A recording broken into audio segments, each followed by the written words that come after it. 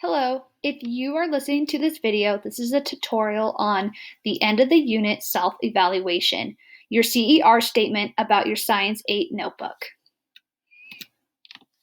At the end of each unit, you will be expected to self-evaluate how you think you did on this particular unit according to the science and engineering practices and disciplinary core ideas for that unit. You are going to type all of this information on the rubric Google Doc provided. Next, you're going to label your Google Doc using the following format. You need to have your name, underscore, unit number, unit title, underscore, notebook CER. For example, I would put Hetrick underscore unit 1 energy underscore notebook CER. You will be filling out the rubric citing evidence from your notebook. This rubric is to help you lay out your ideas to make your final CER statement.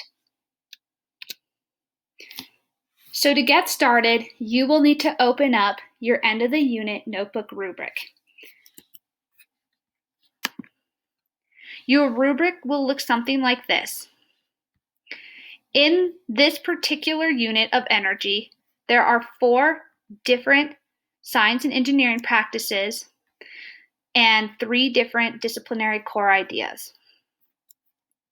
What you will do is you will read all 4 of the columns and place yourself where you think you best belong. You will be then gathering evidence from your notebook, which will include page numbers of where to find this in your notebook, and explain why you put yourself in that category. We also will like you to put down how will you improve next time in this particular category. When you're done, you will add up all the points that you have earned. There are a total of 28 points. That's a total of 4 at the highest for each category. You will add up all the points and it just depends where you place yourself. Once you add up the total number of points, you need to write that number down in order to help you calculate your overall score. You're going to divide that number by 28 points. 28 is getting 4s in all 7 categories. Next, you're going to take that decimal and you're going to multiply it by 100 to get your percentage. Once you have your percentage, you can then figure out your letter grade using the percentage letter grade table below. You can use the letter grade or the average placement that you placed yourself on the rubric in order to make your claim statement. You will then write your claim at the very bottom of this rubric. You're going to be color coding your CER statement. Your claim states the grade that you believe you deserved based on the rubric you filled out. Your claim will be highlighted in the text colored red. So you need to highlight the text and change the text color to red. Next, you need to cite evidence from your notebook that supports your claim, and please include page numbers. You will highlight this text and color code it green.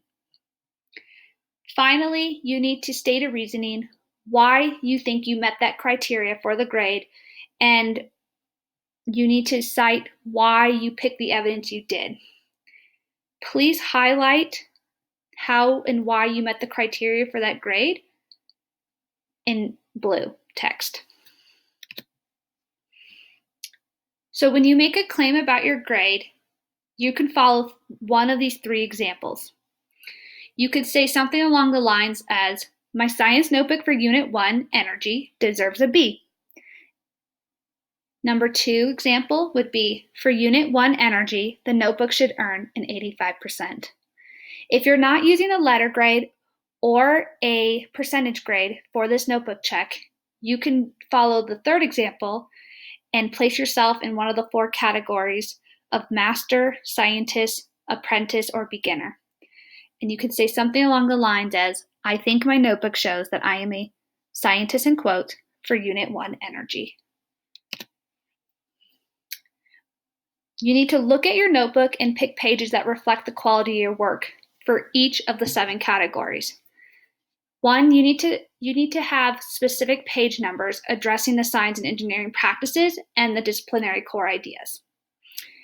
This way, your teacher can go back and look at what pages reflect that work.